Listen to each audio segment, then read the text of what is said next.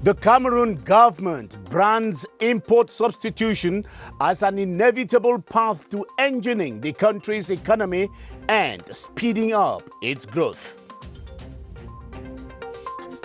The Special Criminal Court retrieves over 180 billion CFA francs from state thieves over the past 10 years after passing close to 225 judgments over misappropriation cases. Over 2,000 candidates begin taking the purpose examination of the French subsystem of education in Cameroon amidst most stringent barrier measures to stem the spread of the COVID-19 pandemic. Those are our top stories. Hello, I am Ben Menopofong with the 7:30 News live from Yaoundé.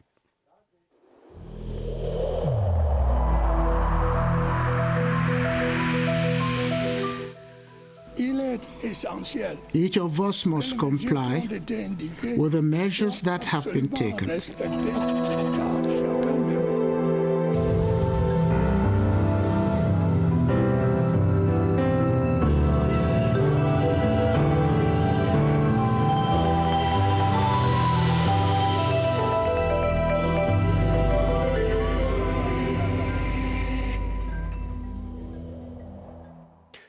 You're welcome once again.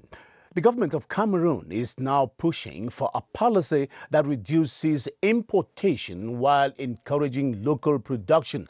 The policy, dubbed import substitution, is being described by economists as an inevitable path to boosting local brands and accelerating economic growth. In the paper that follows, Clarice Ore Takang explains what import substitution is all about and how it plays out in the economy. Importing just what is needed, or if not possible for a number of reasons, substituting a cereal, for example, with another. This is the idea behind the import substitution policy. Either we are replacing some goods or importing just what is needed. If we could take consumers to consume something else in replacement of rice, for example, the rate of rice consumption will drop and if we act now as a substitute. Consumers are driven by availability and price. We have to first of all make sure that we can satisfy the people's needs. Cameroon's import bill has risen over time, sometimes almost rubbing shoulders with the state budget. The pressure on the trade balance is inevitable. Cutting down on superfluous imports is achievable, economists agree, but there is a price to pay. We have to produce in a competitive manner. As for the moment, most of our local producers, what they face as problems is cost of production. We have improved seedlings, mechanized our agriculture, maybe energy for the processing, processing, storing, even moving from farm to markets or farm to storage sites. Dealing with COVID-19 has put the imperative of promoting the Made in Cameroon brand in sharp focus. Many are those eager to see the import substitution concept go past being a strategy to effective actions which feed consumers and the domestic economy. The policy of import substitution is being flaunted at a time when the local market in Cameroon is being flooded by an avalanche of imported items that can be produced either locally and even in better quality and quantity. Most of these imported items come from Europe, America and Asia, and as Luma Slim Davis reports, producing them locally will not only boost the economy but will safeguard Cameroon's foreign exchange earnings. Cameroon has huge potentials to produce a variety of goods of agricultural and industrial nature. However, several products are imported into the country to the detriment of locally produced ones. These include toothpicks, fabrics, and flowers. Rose flowers come from Kenya. The local flower come from Boya, Njombe, Macaque, Penja. Potted flower come from Kenya, France, and Holland. While local furniture makers are struggling to keep their heads above water, imported furnitures occupy a comfortable place. in the country. Yeah, we have local made and we also have foreign made. We import from everywhere in the Middle East of Asia. We also import from Europe. Yeah, because we want to give to our consumers the best quality in terms of price and in terms of the durability of the material. Yeah, so we have a lot of luxury things affordable to our customers here. 140,000 tons of rice is produced yearly, satisfying 1/4 of national needs, therefore opening the way for importation, cover the 400,000 tons deficit. And Cameroon's Minister of Small and Medium-Sized Enterprises, Social Economy and Handicraft, Achille Basilikin III, has granted an audience to the outgoing ambassador of the European Union delegation to Cameroon, His Excellency Hans-Peter Schadek. Ambassador Hans-Peter Schadek discussed a range of cooperation issues in the domain of small and medium-sized enterprises, amongst which the promotion of socio-economic projects in Cameroon. The farewell audience comes on the heels of other audiences granted to the European Union scribe by other cabinet ministers. Let's talk education now to say some 212 candidates who registered for the Brevet d'études du premier cycle BEPC of the French subsystem of education have begun writing the examination today across the national territory. Government High School in Kozua, like other examination centers in Yaoundé, witnessed a special safety measures for a hitch-free exercise that will run till the weekend, as we hear in this report with Victor Siga. At the government bilingual high school in Kozua, 647 candidates sitting for the Brevet d'études du premier cycle turned out for the exam. After mandatory checks, students were allowed into the classrooms. Étude de texte was the first subject that knowledge was tested on. Here we adopt the barrier measure against COVID-19. All the candidates aboard their mask. And in the classroom, we have 24 candidates per class. No incidents were reported so far. Candidates were provided with the essentials to ensure safety and security. The session will be rounding up by the end of this week. And the Ministry of Basic Education has renewed its partnership agreement with Plan International, a non-governmental organization. The partnership agreement, which was renewed in 2014, seeks to encourage the education of the girl child in Cameroon. Minister Laurent Serge Tundingwa, who signed the document for his ministry, told our reporter Gerald Nanji Eyambe the importance of renewing that partnership agreement.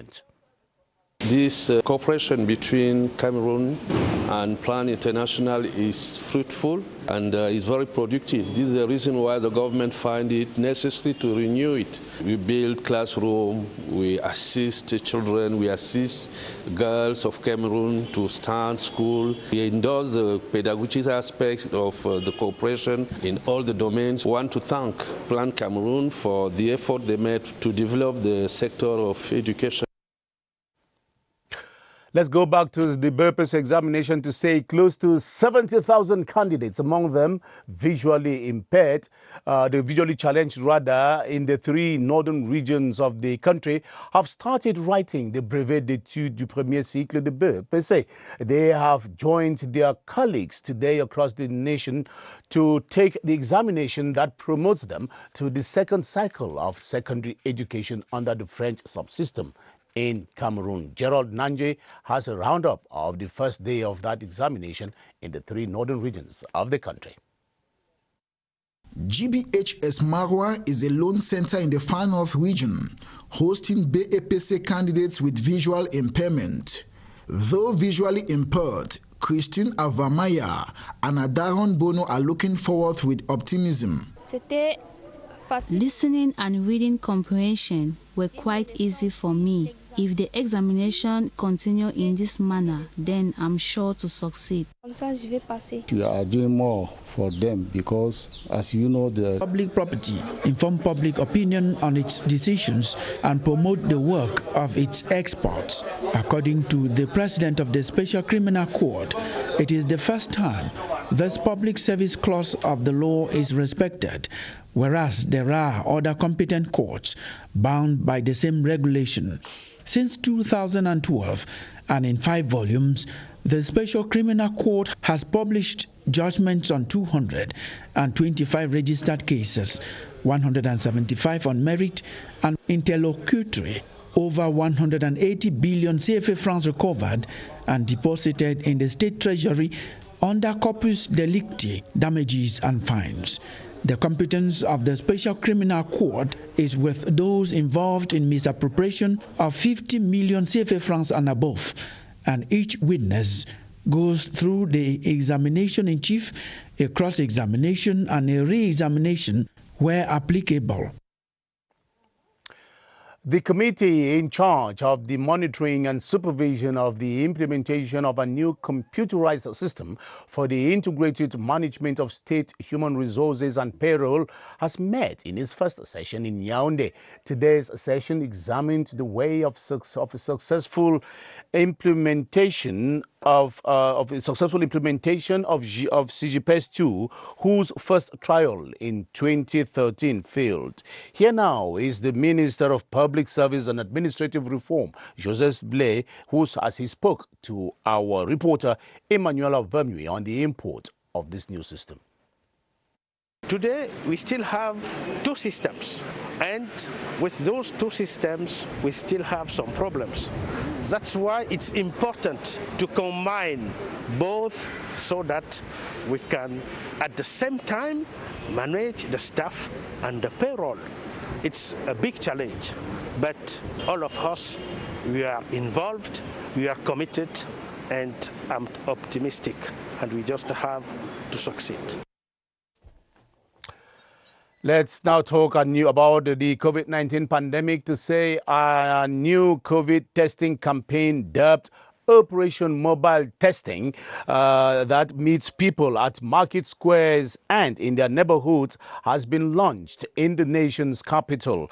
The Minister of Public Health, Manauda Malache, who kick-started the operation today, said it also permits the campaign caravans to sensitize the population to the devastating effects of the coronavirus. We have details in this report with Baldwin Sama. A megaphone in hand, sensitizing the population of the Mokolo market on the need to get screened for COVID-19 as health professionals mobilized by the Ministry of Public Health kickstarts a 1-month campaign dubbed Operation Mobile Testing. They moved into different sections of the Mokolo market, convincing traders while distributing anti-COVID flyers. Those who were receptive had themselves screened for COVID-19 while waiting for their results. I'm very happy. I will go back to the minister and tell him that the operation, the beginning of the operation is good. Sensitization is carried out in French and local languages as this team is expected to visit travel agencies and university campuses in the days ahead to fish out potential COVID-19 patients. Fresh fish vendors of the Boamanga Wharf in Kribi, South region of Cameroon, have received a consignment of materials to fight against sea and ocean pollution as well as the COVID-19 pandemic. The donation from the Kribi Deep Sea Port Women Association were handed over to the Assistant Director of the Boamanga Wharf as the women celebrate the 5th edition of the African Sea and Ocean Day. Polycarp Atie reports from Kribi. The Kribi Deep Sea Port Women Association has just joined the fight against water pollution and COVID-19, which has been claiming lives and crippling the economy of the division since its outbreak as they celebrate the 5th edition of the African Ocean and Sea Day. The women targeted the Boamanga Wharf Station, which is an economic hub in the resource city of Kribi, where water pollution and social distancing are hardly respected by the population that turned out massively on on daily basis to sell and buy seafoods.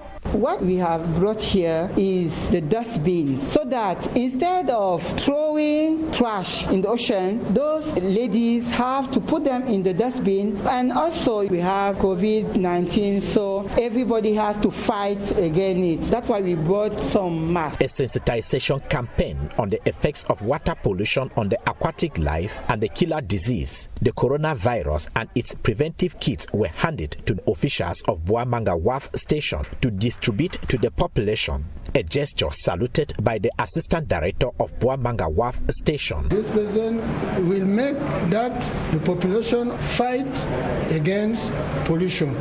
We are working in the sea, and if we don't take care with sea, we will not enjoy again.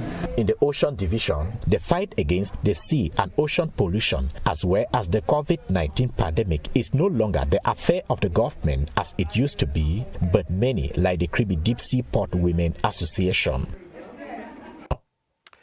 The new Operation Mobile Testing approach that we were talking about a moment ago, and which takes the medical staff towards the population, is intended to contain the figures of infected cases of COVID-19 in Cameroon that keeps rising by the day. Baldwin Sama is on standby at the Public Health Emergency Operations Center with Dr. Blaise Akenji, with whom he now explores some of the new measures that have been taken in order to hold back the spread of the coronavirus in Cameroon. Hello, Baldwin. Thanks for coming on.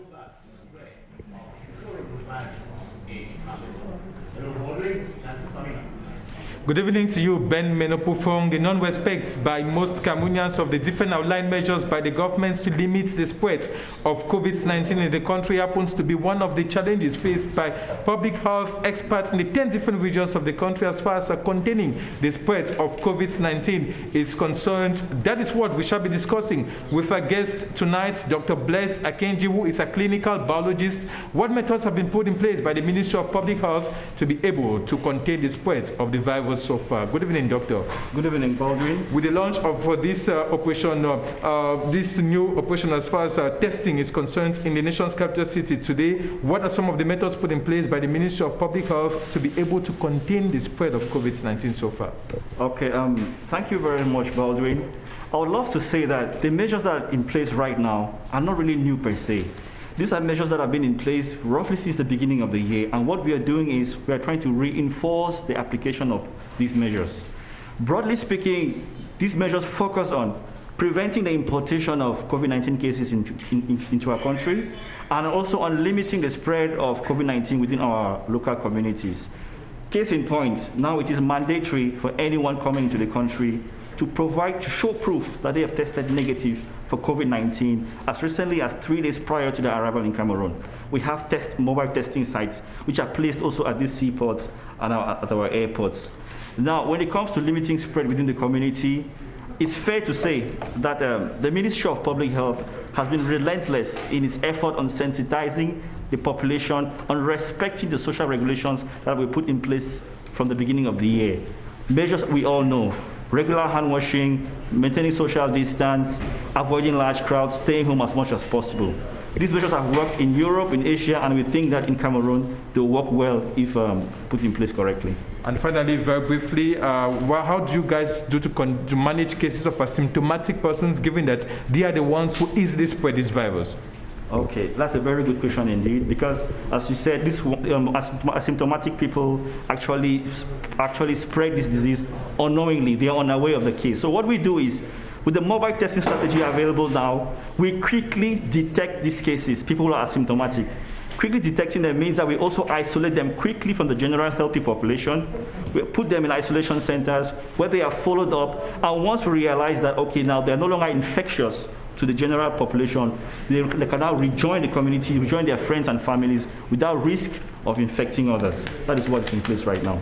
Thank you so much, Dr. Bless Akenji. You are a clinical biologist. The take-home message from here, Ben Menopufong, is that we have to accompany the government in this ongoing fight to limit the spread of COVID-19 by respecting all the outlined barrier measures against COVID-19. Back to you, Ben Menopufong. Thank you very much, Baldwin Sama and Dr. Blaise Akenji there reporting live from the Emergency Operations Center. And now in the second act of our series on the programming of musical content by local radio stations in Cameroon, we explore the regulatory framework that governs this exigency. Cameroon's Ministry of Communication had since issued a legal document that imposes a quota of 51% of local composition to be aired by local radio stations in the country. But as Romeo and Kenya went finding out, most radio stations in the country do not pay heed to this requirement as they continue to flood their airwaves with foreign music. A document from the Ministry of Communication clearly indicates that musical content aired on radio and television stations each day be 51% local productions. The general rule of programming and deontology adds that this should be during convenient hours of the day. The reality is different. About this decision of 51%, I think that it has to be adapted because it's a decision who has been taken by the time where there was not concurrence. For her part, the Cameroon Radio Television CRTV has been leading by example, giving necessary exposure. The audiovisual institution even goes as far as paying musicians copyright. The quotas here are 80-20. The 80% means that we want to promote our culture. It is true the sector has been witnessing a series of broken records, but with an eminent enforcement of the existing decision, stakeholders believe Cameroonian music can once again reach success pinnacle like in the past. The head of the Turkish International Cooperation Agency for Africa, TICAR, has expressed his desire to assist the Cameroon Radio Television, the CRTV, in its rehabilitation projects such as the provision of the state-of-the-art cameras and the renovation of other equipment for quality broadcast. Professor Mohamed Yazgan was speaking earlier today during a courtesy visit to the General Manager of the Cameroon Radio Television, Charles Ndongo, at the CRTV Production Center here in Yaoundé. Clarence Ngwe reports on the outcome of the exchange. The over 1 hour exchange between the Director General of CRTV, Charles Ndongo, and his guest was centered on Turkish desire to assist the state broadcaster in its rehabilitation process. The head of the Turkish International Cooperation Agency for Africa, Professor Mehmet Yazgan, expressed his wish to assist the Cameroon Radio Television in the provision of sophisticated cameras to enhance quality broadcast and the renovation of some equipment in the studios of CRTV. Both officials also discussed on issues related to training in the field of exchange programs between CRTV and the Turkish Radio Television TRT. The visit also took the Director General of CRTV, Charles Ndongo, and the head of the Turkish International Cooperation Agency for Africa to some services of the production center. However, the august guest was visibly impressed with the state of the art he saw in the outdoor broadcasting vans. This comes at a time when CRTV is renewing its equipment and has the ambition of becoming the leading corporation within the sub-region. Clarence Ngay there, bringing an end to this edition of the 7:30 News. But before we go, a recap of our top stories. The Cameroon government brands import substitution as an inevitable path to engineering the country's economy and speeding up growth. The Special Criminal Court retrieves over 180 billion CFA francs from state thieves, then passing over 225 judgments in its 10 years of existence. And over 2,000 candidates begin taking the purpose examination of the French subsystem of education in Cameroon amidst the most stringent barrier measures to stem the spread of the coronavirus in the school milieu. And that's it for the 7:30 news on the CRTV. Thanks for watching. We are back tomorrow, 7:30. Bye-bye.